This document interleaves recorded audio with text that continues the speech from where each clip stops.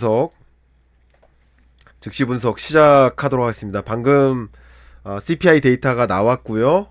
여러분 기다려 주시는 동안 정말 한 5분 정도 지난 것 같습니다. 5분 동안 데이터 업데이트 다 완료했고요. 업데이트 된 이 데이터 하나하나 보여드리면서 여러분께 즉시 분석을 진행해 드리도록 하겠습니다. 자료화면 보겠습니다.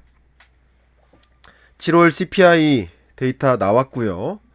기본적으로 시장의 기대치부터 말씀드린다면 시장은 3.3% 상승할 거야. CPI가.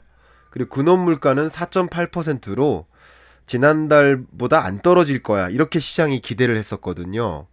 근데 보시는 것처럼 물가 상승률이 반등은 했습니다. 반등한 이유는 제가 기저효과라고 말씀드렸죠.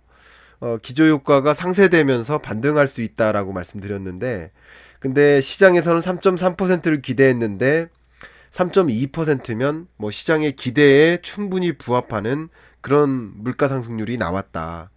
그리고 이것은 뭐 일시적으로 올랐다 떨어졌다 할 수 있지만 더 중요한 것은 잠재래요. 근원 물가다라고 말씀드렸는데, 근원 물가 상승률은 보시는 것처럼 4.8에서 4.7%로 떨어졌고, 그리고 근래 들어 가장 낮은 수준의 근원 물가이고, 그리고 시장의 기대치 4.8%보다도 떨어졌다.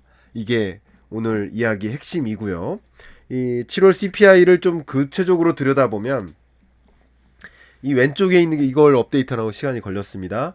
6월의 경우에는 3.0%가 나왔었고 근원 물가는 4.8%가 나왔었던 거예요. 근데 이번에 전체 물가는 좀 올랐지만 그래도 4.7%로 근원 물가가 하향 안정화되고 있다는 것은 매우 긍정적인 포인트라고 볼 수 있을 것 같습니다.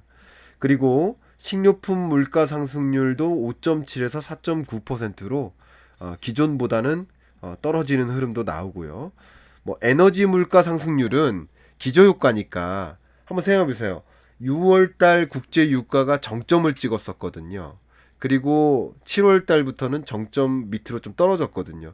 기저효과를 한번 생각해 보면 가장 높았을 때의 기준과 올해 6월을 비교했을 때랑 떨어졌을 때와 올해의 6월을 비교했을 때랑은 당연히 다를 수 있겠죠. 그런 관점에서 이 흐름을 보시면 여전히 에너지 가격 지금 많이 오른다고 생각하시잖아요. 국제 유가 많이 오르잖아요. 많이 오르니까 다시 물가가 오르는 거 아니야? 이런 생각하실 수도 있는데 그럼에도 불구하고 전년 동월과 비교를 한다면 전년 동월과 비교한다면 마이너스 에너지 가격인 게 맞다는 거죠. 이해 가시죠?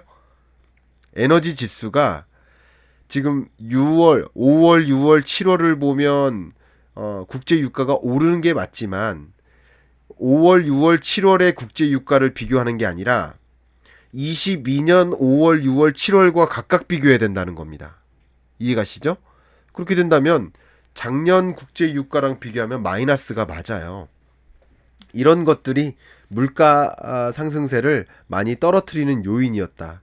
그럼 여기서만 보시면 식료품 물가가 좀 떨어졌는데 6월보다 7월이 그죠? 5.7에서 4.9로 떨어졌는데 에너지 물가는 6월에 강하게 떨어지다가 이 7월에는 조금 덜 강하게 떨어지니 물가 상승률이 3.2%에 부합하게 온 거다. 이렇게 생각하시면 좋겠고요. 근데 제가 강조하는 게 뭐예요? 에너지 물가와 식료품 물가 두 가지를 제외한 나머지 물가. 그 나머지 물가가 뭐예요? 그게 바로 근원 물가 아닙니까? 그 근원 물가는 이렇게 떨어진 거예요. 4.7%로.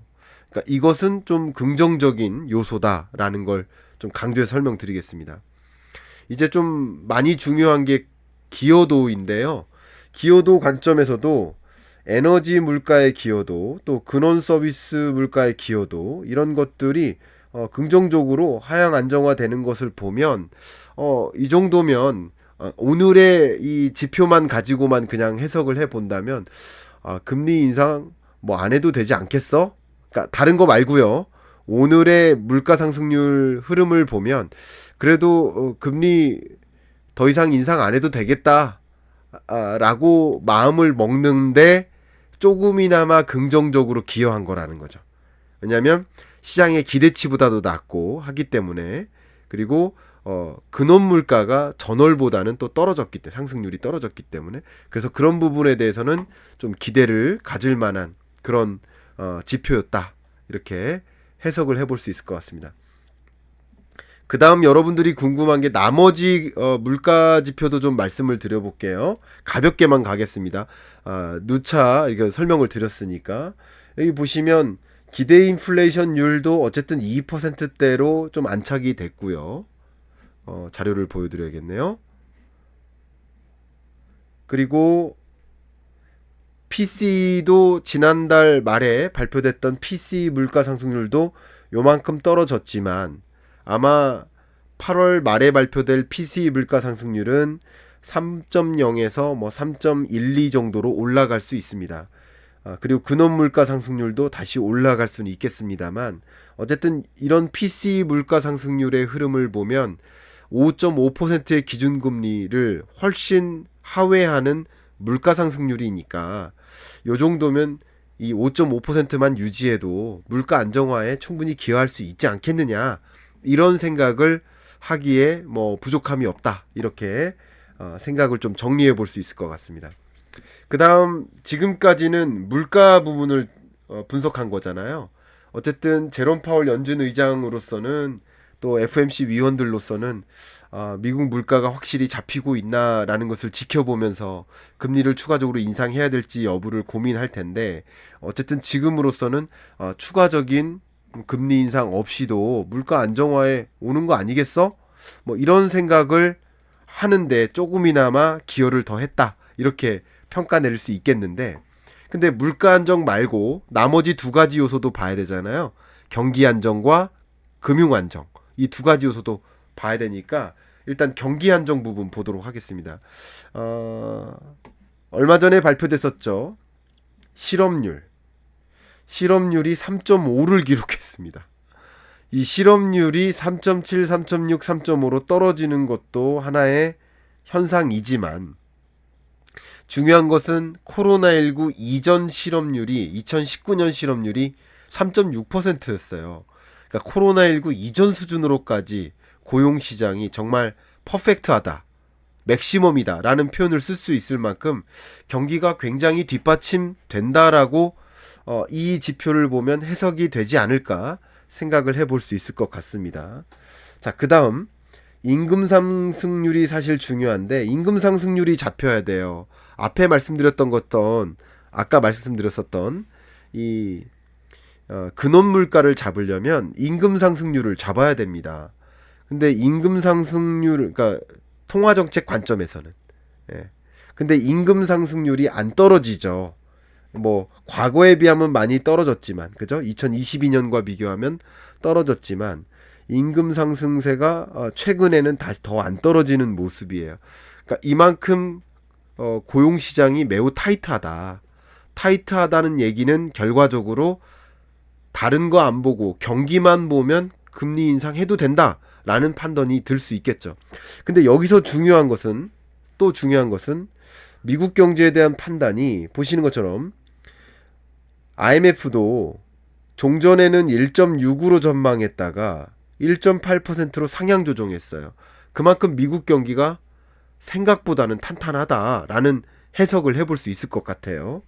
또 세계 경제 관점에서도 기존에는 23년 성장률을 2.8%로 봤다가 3.0%로 상향 조정한 걸 보니, 또 미국 경제도 그렇고 세계 경제도 그렇고 이런 것을 보면, 어쨌든 세계 경제 펀더멘털이, 미국 경제 펀더멘털도 뒷받침이 되니까 금리 인상도 추가적으로 해도 되지 않겠어 라는 생각을 할 수 있는 부분들이에요, 이런 부분들은. 그리고 국제 유가를 보면 KDI가 지난 5월에 경제 전망을 했었고, 오늘 또 경제 전망 보고서를 발표했는데, 기존 국제 유가 추이를 76달러로 봤는데 23년 국제 유가를 81달러로 상향 조정했습니다. 그러니까 이런 것들은 결과적으로 물가가 하향 안정화되는데 그 하향 안정화를 방해하는 지표다라고 해석해 볼 수 있지 않겠습니까? 그런 관점에서도 사실상 추가적으로 금리를 더 인상해야 되는 거 아니냐 하는 요소들도 여전히 남아 있다는 거예요. 여전히. 그러니까 열려 있는 거예요. 열려 있지만 오늘의 CPI만 보면 인상 안 해도 된다는 뜻인 거죠. 제가 긍정적으로 낙관적으로 해석하는 것이 아니라 여기에 또 추가적인 이야기를 하도록 하겠습니다.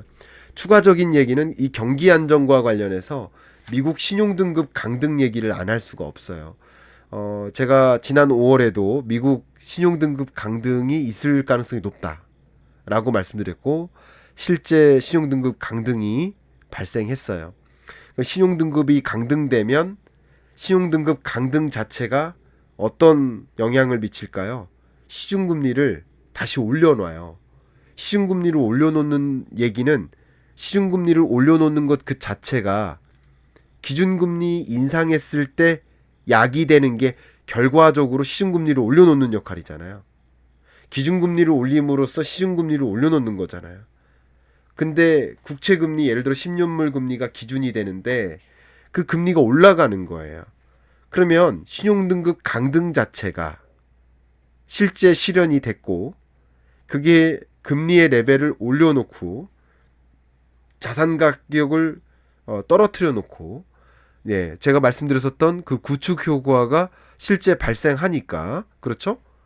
그러니까 기준금리를 추가적으로 인상하지 않아도 되는 요인이라고 해석할 수 있는 거예요. 조금 있다가 신용등급 강등과 관련해서는 따로 별도로 더 구체적으로 설명드리도록 하겠습니다. 근데 이 신용등급 강등 뿐만 아니라 그 밖에 여러 가지 요소들을 좀 고려해 본다면 어쨌든 말이죠. 지금으로서는 금리를 자 좀 정리 좀 할게요. 정리를 하고 말씀드리겠습니다.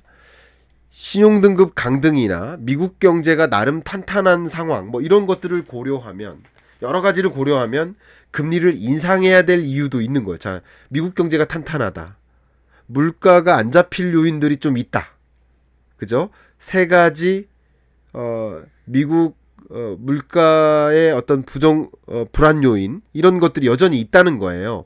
있기 때문에 금리를 마음 놓고 이제 인상 끝났다라고 얘기할 수가 없는 입장인 거예요. 그러나 그런 요소도 있지만 나머지 요소들 다른 요소들도 같이 고려해야 될 텐데 다른 요소를 보면 조금 더 비중이 큰 것 같습니다. 그 비중이 큰 게 바로 신용등급 강등이고요. 그 자체가 시중금리를 올려놓기 때문에 기준금리 인상 안 해도 된다 이런 생각을 할 수 있는데 거기에 오늘 더해진 CPI 물가는 어쨌든 시중금리보다도 시장의 기대치보다도 낮은 그리고 근원물가가 쟁점이었는데 근원물가 상승률이 지난달보다도 떨어졌으니까 금리 인상 안 해도 되지 않겠어 라는 생각을 조금 더 강하게 먹을 수 있는 하나의 근거가 발생한 것이다. 이렇게 해석해 볼 수 있겠습니다. 그래서 지금부터 좀 여러분들이 가장 궁금해 하신 게 금리 부분이잖아요. 자, 보시는 것처럼 제가 오늘 금리 인상 할까 안 할까 시장은 어떻게 기대하고 있을까 이것을 좀 확인해 봤더니 시장은 그래도 한 13.5%는 금리 추가적인 인상할 거야. 그리고 86.5%는 기준금리 추가 인상하기 어려울 거야. 이렇게 생각을 했었단 말이죠. 근데 지금쯤에는 아무래도 CPI 발표라는 새로운 조건이 하나 등장한 거잖아요. 그러니까 지금 금리 인상 못할 거야 라고 생각했던 이유 중에 하나는 분명 신용등급 강등이 존재하는 거예요. 신용등급 강등이 있기 때문에 추가적으로 금리를 인상하지 못할 것이다 라는 마음이 있었는데 여기에 하나가 더 붙은 거죠. 뭐죠? CPI. 제가 지금 세미 패드워치를 지금 업데이트를 하고 있습니다. 업데이트를 하고 있는데 바로 보여드리겠습니다. 여러분 시간이 조금 걸리죠? 네.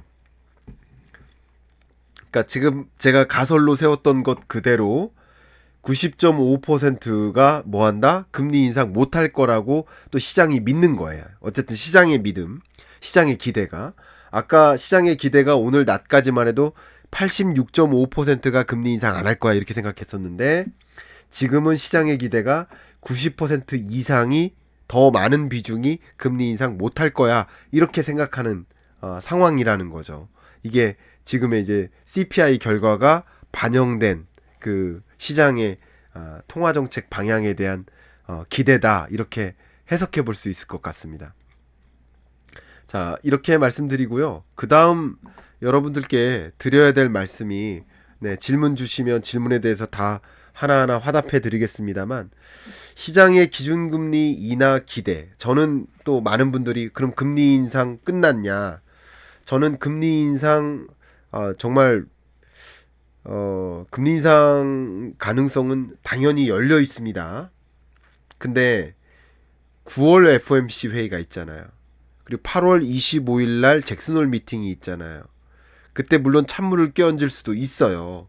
근데 찬물 끼얹는 것과 9월 FOMC 회의가 그대로 일치될 거라는 보장은 물론 없습니다만 제가 좀 강조하고 싶은 것 하나는 어쨌든 이 8월 달에 발표되는 나머지 특히 PCE 지표 그리고 9월 초에 발표되는 CPI 지표, 고용 지표 이런 것들이 금리 인상 필요 없다라는 것을 조금 더 보여줄 가능성이 높고요. 종전의 파월과 신용등급 강등 이후의 파월은 마음이 좀 다를 것이다. 좀 요런 생각을 해봅니다. 그런 것들을 좀 감안해 보면 금리 인상 끝났다에 좀 무게를 두어도 되지 않을까. 적어도 시장은 그렇게 기대하고 있는데요. 저는 그렇게 생각을 하고 있고요. 의견을 드리는 겁니다. 데이터를 보면 그렇게 해석이 된다라는 것을 뜻합니다. 그 다음 금리 인하는 언제 합니까? 라는 관점에서 말씀드리면 제가 여기에 이렇게 표시를 했는데요. 이 표시 뭐냐면 3월 31일까지만 해도 자, 이 뜻입니다. 3월 31일까지만 해도 5%로 금리를 인하하는 그 지점이 아마도 7월일 거야 라고 생각했어요. 벌써 물 건너갔죠? 지금 8월입니다. 그러니까 시장이 헛된 기대를 했었던 기간이에요.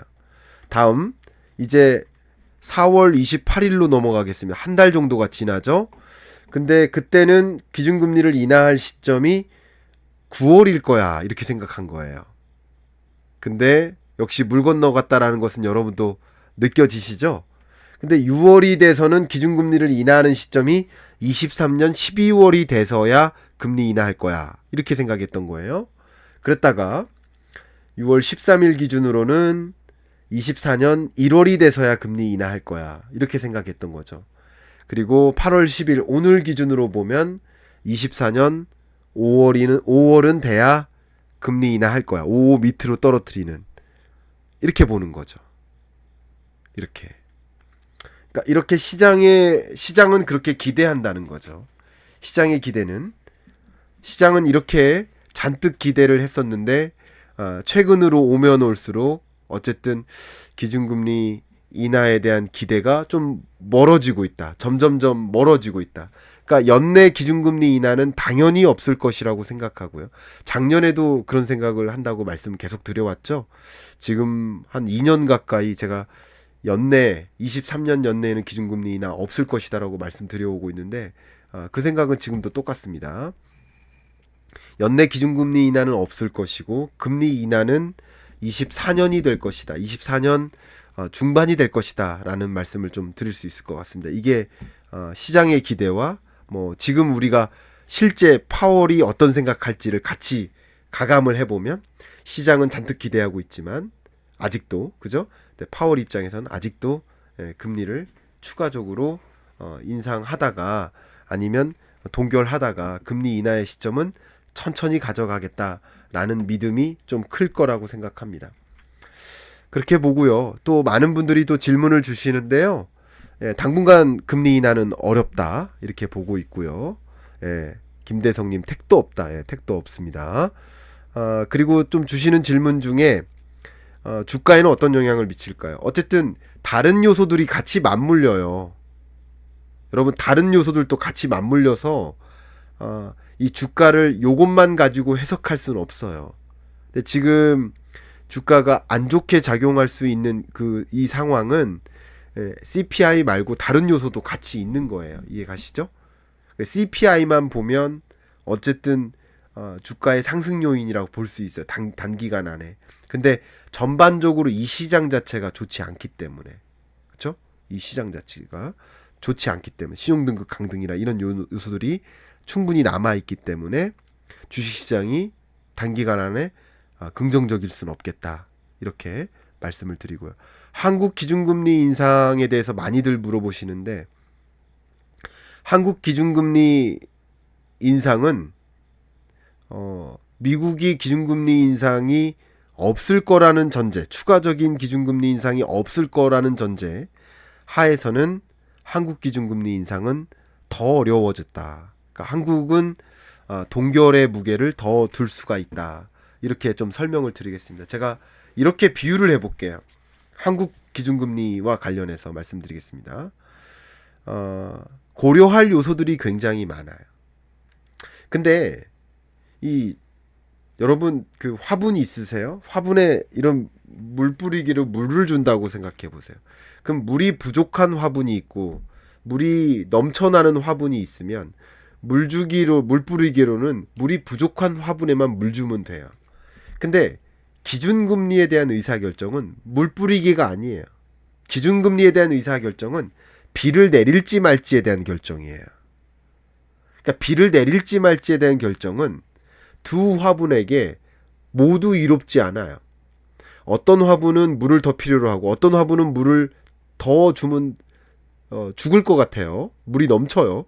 그럼에도 불구하고 지금 비를 추가적으로 내릴지 말지를 결정해야 된다. 이것은 그 두 화분 중에 가뭄의 정도가 더 심각한지, 한 화분은 물이 너무 많아요. 홍수의 정도가 더 심각한지, 뭐가 더 심각한지를 비교해보고 결정하는 게 기준금리에 대한 의사결정이에요. 정리한다면 한미 간의 기준금리 격차가 벌어져 있는 것, 이것은 좋은 일은 아니에요. 어쨌든 좋은 일은 아니에요. 그러니까 기준금리를 인상해야 될 이유예요. 그러나 그것만 놓고 기준금리를 인상하자니 국내 여건이 만만치가 않아요. 우리 한국 경제 경기 침체라고 말씀드렸었죠. 강한 경기 침체 상황이죠. 1.4% 5%예요. 정말 어려운 경제 맞습니다. 그리고 한국은행이나 혹은 한국경제라는 관점에서 생각을 해보면요. 금융부실 문제 어떻게 생각해요? 가장 중요한 문제라고 생각하고 있잖아요. 특히 부동산 PF발 부실 문제. 이것을 잡기 위해서는 금리를 추가적으로 인상할 수 있을까요? 없을까요? 없는 상황이에요. 그리고 한국 물가 상승률을 보면 최근에 2.7%, 2.3%로 하향 안정화됐잖아요. 그러면 어쨌든 2%대에 안착됐는데 굳이 물가 잡기 위해서 추가적으로 금리 인상할 수 있습니까? 중국이 왜 금리 인상 안 했죠? 일본이 왜 기준금리 인상 안 했죠? 물가가 높지 않아서예요. 물가 상승률이. 그러니까 우리나라도 이런 세 가지 요인, 물가 안정됐느냐?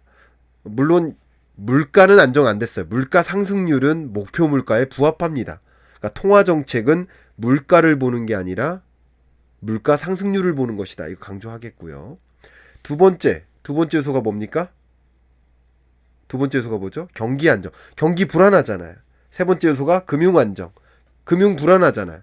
그러니까 물가 안정은 통화 정책 관점에서 왔고, 그리고 금융 안정과 경기 안정은 불안하니까 금리를 인상할 수 있는 요인이 없는 거예요. 대내적으로 보면. 근데 대외적으로 보면 금리를 인상해야 될 것 같은 요인인 건 맞아요. 그러나 이것으로 인해서 지금 환율이 좀 다시 불안해지고 있잖아요. 환율이 불안해지고 다시 1,300원, 1,400원을 상회하는 또 고환율로 넘어가게 되면 그것에 따라서 자금 유출이 있을 수 있잖아요. 좀 그것이 또 우려된다면 그것으로 야기되는 문제가 국내 그 세 가지 요인보다 더 중요하게 고려된다면 기준금리를 인상하겠지만 제가 보기에는 그 요인보다 국내적인 이 세 가지, 그러니까 한미 기준금리 격차라는 대외적인 요인, 그리고 물가 안정, 경기 안정, 금융 안정이라는 대내적인 세 가지 요인, 이것을 비교해 보면서 금리를 결정할 텐데, 지금은 여기는 물이 충분하네, 여기는 물이 부족하네. 근데 물이 부족한 게 더 신경 쓰일 거예요. 그 비를 내려주는 역할을 해야 된다고 생각할 거예요.